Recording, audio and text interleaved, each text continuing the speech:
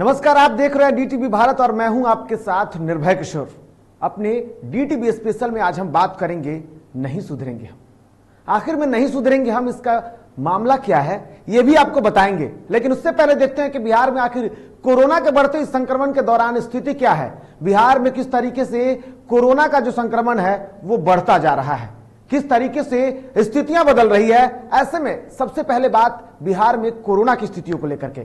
बिहार में कोरोना का संक्रमण तेजी से बढ़ता जा रहा है। स्वास्थ्य विभाग के ताजे आंकड़ों के अनुसार राज्य में पिछले 24 घंटों में 12,359 नए मरीज मिले हैं। राज्य में एक्टिव मरीजों की संख्या 81,960 हो गई है। वहीं पिछले 24 घंटे में राज्य में 6,441 मरीज ठीक भी हुए हैं। बिहार में रिकवरी दर जो है वो लगातार कम होता जा रहा है। जिस रिकवरी दर पर हम गर्व कर रहे थे वो रिकवरी दर लगातार घटता जा रहा है। फिलहाल राज्य में रिकवरी दर की बात करें तो 78.49% जो है वो बिहार में रिकवरी दर है। बिहार में पटना की हालत सबसे खराब अभी बनी हुई है। पिछले 24 घंटे में पटना से 2,479 नए कोरोना पॉजिटिव मरीज मिले हैं और इसके साथ साथ पटना जो है वो हॉटस्पॉट बना हुआ है अब भी। लेकिन बात अगर इसके अलावा करें तो गया, जहानाबाद, मुजफ्फरपुर सभी संक्रमण के मामले में काफी तेजी से बढ़ते जा रहे हैं। और ऐसे में जिस तरीके से स्थितियां बदल रही है, आखिर इसके कारण कौन है? सिर्फ सरकार है क्या? क्या व्यवस्था को लेकर के सिर्फ सरकार ही दोषी है? दोष दोनों तरफ का देखना चाहिए। आज हम बात करेंगे कि किस तरीके से सुधरने की जरूरत है और ये कौन सुधरेगा। ये सिर्फ हम सुधरेंगे, आप सुधरेंगे, कि आज सिर्फ हम सरकार पर ही दोषारोपण करते रहेंगे। आज हम उसी को लेकर के आए हैं और मुद्दा हमने बनाया है, हम नहीं सुधरेंगे। बिहार में कोरोना के कहर जिस तरीके से लगातार बढ़ता जा रहा है और ऐसे में वो कहर जो है अब काल बनकर बरस रहा है।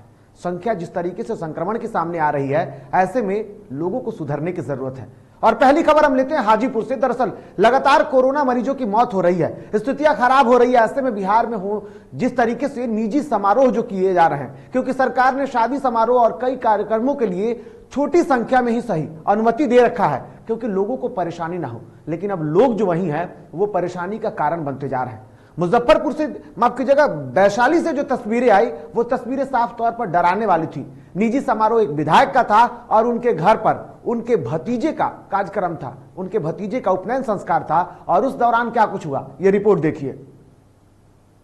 में ये तस्वीरें कोरोना पर क्या नियंत्रित करने वाली हैं? ये तस्वीरें सरकार को ठेंगा दिखाने वाली हैं। ये तस्वीरें प्रशासन के मुंह पर जोरदार तमाचा है और प्रशासन की खिल्ली तो वर्दीधारी भी उड़ा रहे हैं।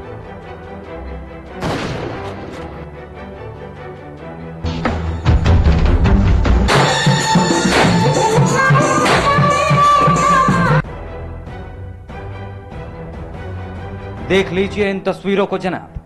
ये लोग कोरोना गाइडलाइन की खुलेआम धज्जियां उड़ा रहे हैं। अब पूरा मामला भी जान लीजिए। ये पूर्व बाहुबली विधायक मुन्ना शुक्ला है जो अपने भतीजे के उपनयन समारोह में कोरोना गाइडलाइन की जमकर धज्जियां उड़ा रहे हैं और सरकार को ठेंगा भी दिखा रहे हैं। दरअसल उपनयन समारोह के उपलक्ष्य में लालगंज में एक कार्यक्रम का मुन्ना शुक्ला ने आयोजन किया था। इस दौरान कार्यक्रम में भारी संख्या में लोग इकट्ठे हुए, नाच गाना चला और कोरोना गाइडलाइन की धज्जियां उड़ा दी गई। इस दौरान बिहार सरकार के कोरोना गाइडलाइन की ऐसी तैसी होती रही। नाच गाने के कार्यक्रम में पूर्व विधायक मुन्ना शुक्ला भीड़ के बीच में खुद ठुमके लगाते हुए नजर आए। वहीं भोजपुरी अभिनेत्री अक्षरा सिंह ने भी बाहुबली नेताजी की पार्टी में जमकर ठुमके लगाए। इस दौरान ना तो उनके चेहरे पर मास्क दिखा और ना ही सोशल डिस्टेंसिंग का पालन किया गया। बाहुबली नेताजी की पार्टी का एक नजारा आपको और दिखाते हैं। ये देखिए, ये खाकी वर्दी में नेताजी के गार्ड हैं जो पार्टी में नाच गाने के बीच कार्बाइन से ही फायरिंग करने लगे। खाकी वर्दी पहने बिहार पुलिस के जवान ने मुन्ना शुक्ला की पार्टी में नाच गाने के बीच कार्बाइन से खूब ठाएं किया। ऐसे में सवाल ये उठता है कि क्या मुन्ना शुक्ला पर कोरोना गाइडलाइन का पालन नहीं करने पर कार्रवाई होगी? क्या इस वर्दीधारी पुलिसकर्मी पर हर्ष फायरिंग करने को लेकर कार्रवाई होगी? क्या अक्षरा सिंह पर कोरोना गाइडलाइन का उल्लंघन करने पर कार्रवाई होगी? साहब, एक आदमी अगर जरूरी काम से घर से बाहर निकलता है तो पुलिस प्रशासन उसको रोकती है और उस पर उचित कार्रवाई भी कर देती है। ऐसे में क्या इन पर भी कार्रवाई होगी? और अगर यहाँ कोरोना फैलता है तो इसका जिम्मेदार कौन होगा? और ऐसे में एक बड़ा सवाल ये भी उठता है कि इस कोरोना काल में कुंभकर्णी निद्रा में सोया प्रशासन कब जगेगा? Bureau report, DTV Bharat. कार्रवाई होगी, कार्रवाई होगी, ऐसे ही बातें सामने आती हैं। हमेशा कार्रवाई का वादा किया जाता है, जांच भी होती है, लेकिन जांच के बाद क्या कोरोना जो है वो बाहुबल के सामने फीका पड़ जाएगा? इसी पर आज हमने साफ तौर पर जो स्थितियों को देखा, क्योंकि वहां किस तरीके से कार्रवाई की जो बात की गई है, कार्रवाई हो रही है 300 लोगों पर, जो कि अज्ञात लोग हैं, उन 300 लोगों पर FIR किया गया है। मास्क नहीं पहनने के कारण अक्षरा सिंह पर भी FIR दर्ज हुआ है। बाहुबली विधायक जिसको कह सकते हैं, 3 बार वहां से विधायक रहे लालगंज से, और उनके बाहुबल के कारण ऐसा लगता है कि कोरोना शायद वहां नहीं पहुंचेगा, इसलिए उन्होंने कार्यक्रमों का आयोजन किया। लेकिन सबसे बड़ी बात है कि आखिर में प्रशासन वहां क्या थी? प्रशासन को अलग रखें तो इस कार्यक्रम को करने के लिए जब हम बात करते हैं कि लोग कब सुधरेंगे, हाथ धोने की बात करते हैं, मास्क लगाने की बात करते हैं, अपने स्थितियों को समझते हुए आगे बढ़ने की बात करते हैं। इस महामारी में सबको संभल के चलना है, लेकिन क्या ऐसे कार्यक्रम कब बंद होंगे? और इसको लेकर के जिम्मेदार सिर्फ सरकार है क्या? आज हम आपसे भी सवाल पूछते हैं कि क्या जिम्मेदारी सिर्फ सरकार की होनी चाहिए? आपकी सोच कहां है? आपकी सूझबूझ कहां है? ऐसे कार्यक्रमों का आयोजन करना, और उसमें भी एक जनप्रतिनिधि है जो आपको देख करके प्रदेश के, देश के, आपके लोकसभा क्षेत्र के, आपके राज्यसभा क्षेत्र के, आपके विधानसभा क्षेत्र के जो लोग होते हैं वो आपको अपना मानते हैं, आपकी हर बातों को। लेकिन जब आप ऐसे कार्यक्रमों को करेंगे तो फिर बाकी लोग कैसे सुधरेंगे? आम लोग क्या सोचेंगे? जब आम लोगों पर सवाल उठता है तो सब बोलते हैं कि ऐसा क्यों? सिर्फ सरकार ही दोषी नहीं है साहब, आप भी दोषी हैं, और इस दोष के लिए आपके ऊपर कार्रवाई ही नहीं होनी चाहिए, बल्कि खास लोगों पर तो बेहतर कार्रवाई होनी चाहिए। विदेशों में जब आप देखेंगे, विदेशों में अगर प्रधानमंत्री, एक खबर आई थी कोरोना काल के दौरान ही, जब वहां के प्रधानमंत्री ने एक कार्यक्रम किया, उस कार्यक्रम में 21 लोग शामिल थे, 20 लोगों को शामिल होना था, 21 लोग शामिल हो गए। एक लोगों के कारण पूरे प्रधानमंत्री के ऊपर जमकर कार्रवाई हुई। और हमारे देश में हालांकि है कानून थोड़ा सा लचीला, लेकिन ऐसे में अब क्या बदलाव सिर्फ सरकार में होनी चाहिए? आप क्या करेंगे और जिम्मेदारी आपकी क्या है? तस्वीरें लगातार आ रही हैं और आज एक एक तस्वीरें आपको दिखाएंगे और आपको बताएंगे कि किस तरीके से लापरवाही सिर्फ सरकार की नहीं है, बल्कि इस कोरोना के बढ़ते महामारी में, इस विपदा की स्थिति में दोषी सिर्फ सरकार ही नहीं है, बल्कि दोषी आप हैं, दोषी हम हैं। बात और करते हैं आगे और बढ़ते एक बार फिर से वैशाली। एक ही जगह की वैशाली में गलती नहीं थी। दूसरी तस्वीर वैशाली से आई लापरवाही को लेकर के ही। यह तस्वीर थी वैशाली की। तस्वीर साफ तौर पर आपको परेशान करने वाली होगी। यह वही कार्यक्रम है। शादियों में अगर सरकार ने आपको अनुमति दे दी, आपको याद करा दूं, पिछले साल जब कोरोना के काल में पहली बार जब देश में संक्रमण का खतरा बढ़ा था तो लोग परेशान थे। देश पूरी तरीके से लॉकडाउन हो गया था। सरकार ने शादी कार्यक्रमों और सभी तरीके के कार्यक्रमों पर जब पाबंदी लगा थी तो लोग बेचैन थे। अगर सरकार आज आपको इतना मजबूर कर दे और लॉकडाउन एक बार फिर से लगा दे तो क्या करेंगे आप? इस तरीके के कार्यक्रम होंगे। आपकी मजबूरियों को समझते हुए सरकार ने अगर आपको अनुमति दे दी है तो इसका मतलब ये नहीं कि आप नंगा नाच करेंगे, इसका मतलब ये नहीं कि आप संक्रमण को बढ़ाते रहेंगे। सिर्फ दोष एक का नहीं होता है, दोष दोनों का होता है साहब। और ऐसे में ये तस्वीरें जो है वैशाली की है, जहां एक निजी समारोह में कोरोना गाइडलाइन का पालन नहीं किया गया। इन समारोह में निर्धारित संख्या से ज्यादा लोग पहुंच गए। कार्यक्रम जो हो रहे हैं, नर्तकियां जो आ रही हैं, उसको देखने के लिए लोग या तो ना ही जो कार्यक्रम करने वाले लोग हैं वो समझ पाते हैं और ना ही वहां भीड़ लेकर के पहुंचने वाले, उस कार्यक्रम में जुटने वाले लोग ये सोचते हैं कि देश में महामारी है और इस विपदा की स्थिति में आखिर कौन उनको संभालेगा। जब यह स्थिति है कि देश में स्वास्थ्य महकमा जो है वो पूरी तरीके से चरमरा गया है, जहां ऑक्सीजन की किल्लत दिख रही है, जहां दवाएं नहीं मिल रही हैं, और ऐसे में लोग जो है वो लापरवाह बन रहे हैं। लापरवाही आखिर में कब तक बदलेगी? कब सुधरेंगे हम? कब समझेंगे अपनी जिम्मेदारियों को और कब इस स्थिति से निपटने में खुद को जागरूक कर पाएंगे? मास्क नहीं पहनेंगे, सैनिटाइजर का इस्तेमाल नहीं करेंगे और अब लगातार ऐसे कार्यक्रमों को करके अब खुद तो कर ही रहे हैं, दूसरों को भी परेशान कर रहे हैं। वैशाली जिले के महनार मुसापुर में एक समारोह हुआ और वो तस्वीरें वो थी। रात भर जमकर बारबालाओं ने ठुमके लगाए और देखने वाले सैकड़ों के भीड़ में जुटे रहे। सवाल यह उठता है कि क्या यहां कोरोना नहीं आएगा, या क्या इस तरीके के कार्यक्रम जो कि पल भर के लिए आपकी आंखों का सुकून होगा, उसके बाद आप क्या करेंगे साहब जब आप कोरोना के संक्रमण का शिकार हो जाएंगे? उसके बाद किससे आप दुआ करेंगे और किससे कहेंगे कि जब अस्पतालों में आपको जाने की जरूरत पड़ जाएगी तो आपका सहारा कौन होगा? उस वक्त क्या आप सरकार को कोसेंगे कि हमारी व्यवस्था ठीक नहीं है लेकिन हम नहीं सुधरेंगे? आपको बता दूं कि ऐसे कार्यक्रम लगातार हो रहे हैं, शादी समारोह हो रहे हैं, कई कार्यक्रम हो रहे हैं। सरकार ने आपको अनुमति दी है कि कितने लोग शामिल होंगे, उस कार्यक्रम को आप अपने घर अपने परिवार के साथ मना लें।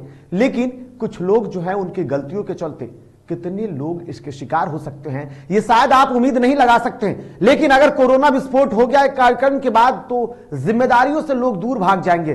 कई ऐसी तस्वीरें आ रही हैं, हालांकि उस तस्वीरों को हमने आज नहीं लिया है। आज हमने सोचा था कि जागरूकता की हमने लाख कोशिशें कर ली, लोग मानने को तैयार नहीं है। और ऐसे में कुछ ऐसी तस्वीरें हैं जिनको अगर आपके सामने रखा जाए तो शायद आप डर जाएंगे साहब, क्योंकि वो तस्वीरें हैं कोरोना हो रहा है एक पिता को और बच्चा उससे दूर भाग जा रहा है।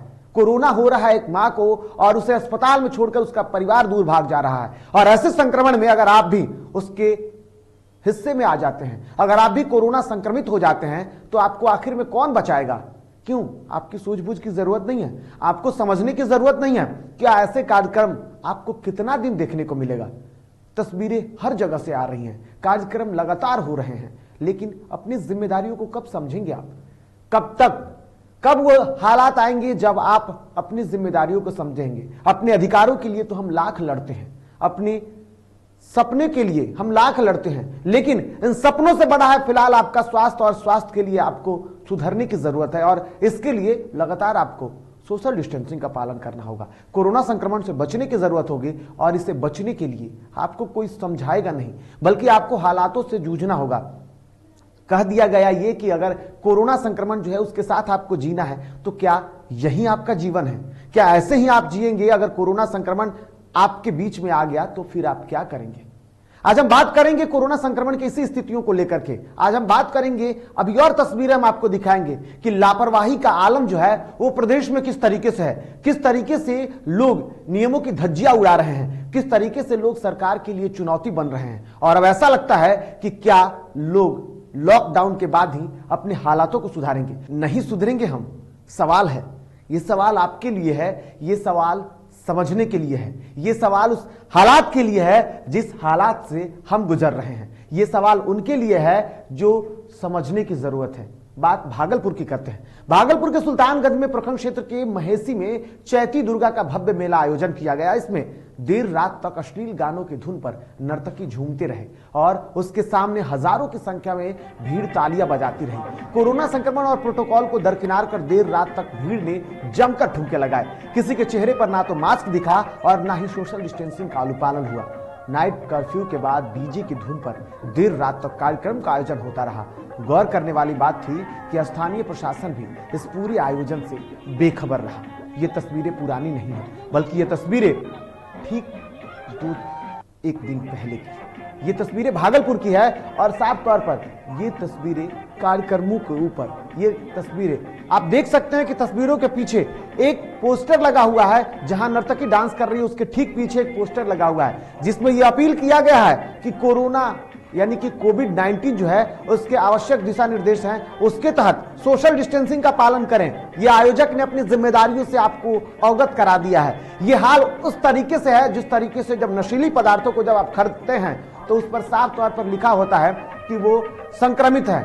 ये वो तस्वीरों को बयां कर रही है किस तरीके से जब नशीली पदार्थों की कंपनियों ने अपने आप को बता दिया कि हम दोषी नहीं है साहब, अगर आप खाएंगे तो आप मरेंगे, लेकिन उसके बाद लोग खाते हैं। उसी तरीके से इस तस्वीरों में जो तस्वीरें आप देख रहे हैं अपने टीवी स्क्रीन पर, साफ उस पर लिखा हुआ है कि कोविड-19 आवश्यक दिशा निर्देश सोशल डिस्टेंसिंग का पालन करें। कार्यक्रम संचालक ने अपनी जिम्मेदारियों से अपने आप को बचा लिया, लेकिन आप कब बचेंगे?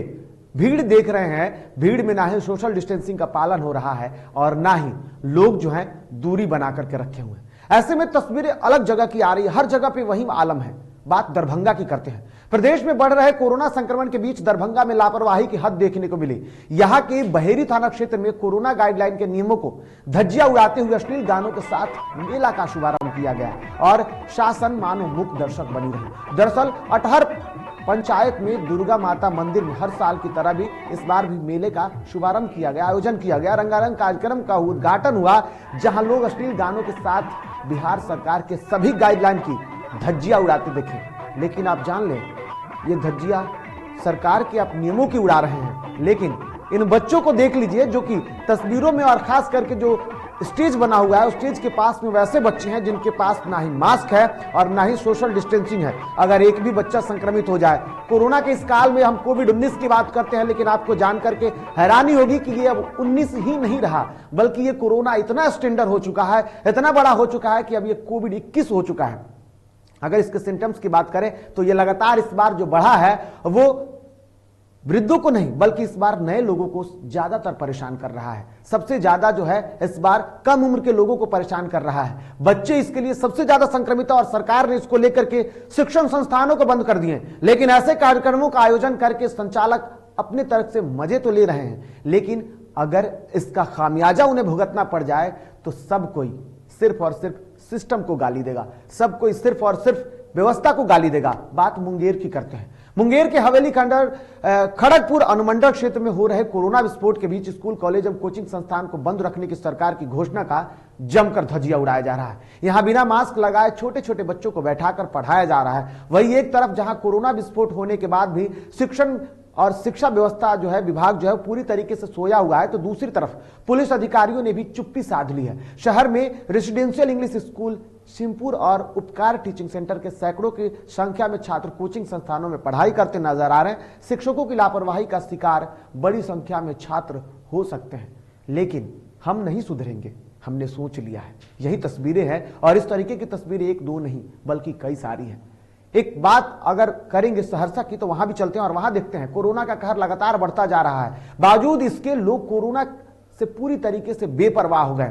जरा ये तस्वीरें देखिए, ये तस्वीरें सहरसा के सौर बाजार की है, आरटीपीसीएस काउंटर की ये तस्वीरें हैं। किस तरीके से जो यहाँ पे लोग पहुंचते हैं, ये तस्वीरें थोड़ी पुरानी हैं, लेकिन आपको बताने के लिए जरूरी था कि ऐसे हालात सिर्फ सहरसा के ही नहीं बल्कि कई जगह से दिख रहे हैं। कोरोना गाइडलाइन की पूरी तरीके से धज्जियां उड़ाई जा रही है। भीड़ ये सिर्फ एक की नहीं बल्कि ऐसे कई प्रखंड प्रदेश कार्यालय में हैं जहां पर राशन कार्ड के लिए फॉर्म जमा करना, तो कभी कई और कार्यक्रम, कभी आरटीपीसीआर या फिर टेस्ट कोरोना गाइडलाइन का टिकट कटाने के लिए बहुत ऐसी तस्वीरें आती हैं और वो तस्वीरें साफ तौर पर आपको यह बताने के लिए है कि क्या नहीं सुधरेंगे हम।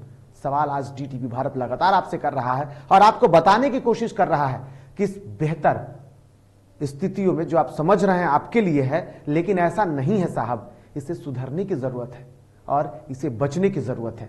लेकिन स्थितियां बदल रही है, ऐसे में कुछ वैसे लोगों को सुनने की जरूरत है जो पूरे स्थितियों को कोशिश कर रहे हैं आपको समझाने की। आज हमने कुछ ऐसे लोगों के बयान आपके सामने लाने की कोशिश की और इसके लिए हमने देखा कि कौन ऐसे लोग हैं जो आपको समझा सकते हैं। हमारी ये कोशिश है आपको समझाने की कि आखिर में कैसे आपको सुधरने की जरूरत है। तो सबसे पहले हमने सोचा कि अनुपम खेर का वो ज्ञान लेते हैं। दरअसल अनुपम खेर खुद सोशल मीडिया पर काफी एक्टिव रहते हैं और इसको लेकर के वो लोगों को रोज नई नई बातें बताते हैं, अच्छी बातें बताते हैं, पढ़ते हैं, समझते हैं, बेहतर अभिनेता हैं और अपने जिंदगी के सबसे सफल व्यक्ति हैं। उन्होंने एक बातें कही हैं और वो बात मुझे अच्छा लगा तो मैंने सोचा कि आज आपके लिए लेकर के आऊं। सबसे पहले अनुपम खेर को सुनिए कि इस विपदा की स्थिति में किस तरीके के हालात हैं और क्या करना चाहिए।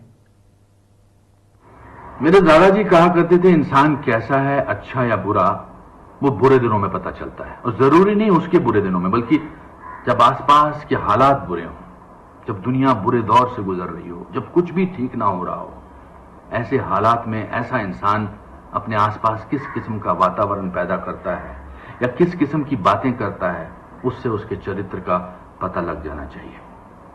मेरे दादाजी की इस सीख की या उनकी इस ऑब्जर्वेशन की सच्चाई मौजूदा हालात में साफ नजर आ रही है। दोस्तों, हम सब एक बहुत ही मुश्किल दौर से गुजर रहे हैं, अकेले भी और सामूहिक तौर पे भी। देश के तकरीबन हर परिवार का कोई ना कोई सदस्य कोरोना की बीमारी से या तो खुद ग्रसित है या उसका कोई दोस्त या करीबी रिश्तेदार इस बीमारी का शिकार है। इस बीमारी का रचयिता इंसान नहीं, प्रकृति है। लेकिन इस हाल में आप दुनिया और लोगों के साथ क्या बांटते हैं, उससे आपकी मानसिकता और आपकी सोच का अंदाजा लगाया जा सकता है। आप अच्छे हैं तो आप अपने आसपास अच्छी बातें करके, लोगों को ढाढ़स देते हुए, लोगों का साथ बढ़ाते हुए लोगों के मन को शांत करने की कोशिश करेंगे। आप प्यार बांटेंगे, आप उम्मीद फैलाएंगे, आप उन तमाम लोगों का शुक्रिया अदा करेंगे जो अपनी जान से खेलकर मानवता की सेवा में लगे हुए हैं, चाहे वो डॉक्टर हो, मेडिकल स्टाफ हो, सुरक्षा कर्मचारी हो या अच्छी अच्छी संस्थाएं हो। अगर आपका मन कटुता से भरा है, आपके मन में द्वेष है, दुष्टता है, आप अपने आप से नाखुश हैं, आपके अंदर संवेदना नाम की कोई चीज नहीं है, तो आप अपने आसपास भी ऐसा ही वातावरण फैलाएंगे। ऐसे लोगों से मेरी एक विनती है, एक दरख्वास्त है। अगर आप जीवन भर के लिए अपने आप को नहीं बदल सकते क्योंकि वो आपकी मजबूरी है, तो कम से कम तबाही के इस माहौल में कुछ दिनों के लिए अपने आप को बदल कर देखिए। बल्कि मैं तो ये कहूंगा कि हम सब कुछ समय के लिए, कुछ दिनों के लिए केवल इंसानियत को प्राथमिकता दें। इंसान है, बिल्कुल, केवल इंसानियत को बदलने की जरूरत है। इंसानियत के लिए, इंसान के लिए इस विपदा की स्थिति में अनुपम खेर का यह ज्ञान आज आपके लिए जरूरी था। लेकिन ऐसा नहीं है। स्थितियों को समझने वाले, परिस्थितियों से जूझने वाले, संकट के इस काल में कई ऐसे लोग हैं जो लगातार अपना अनुभव साझा कर रहे हैं। ऐसे में एक व्यक्ति का और अनुभव मैं आपके सामने रखूंगा। दरअसल वो भगवान कहे जाते हैं। वो बिगड़े हुए हालत को जब उन्होंने देखा है, उनके पूरे परिवार ने देखा है, स्थितियों को समझा है, तो वो आपके लिए भी बेहतर अनुभव हो सकता है। आइए सुनते हैं क्रिकेट के भगवान सचिन तेंदुलकर को। Tested positive and had to be isolated for 21 days. Your prayers and good wishes, my family's prayers and good wishes, friends, last but not the least, all the doctors और जो उनके साथ पूरा स्टाफ था, they kept me in a positive frame of mind and helped me recover. A big thank you to all of you. मैं एक message देना चाहूँगा जो मुझे डॉक्टरों ने देने के लिए कहा है।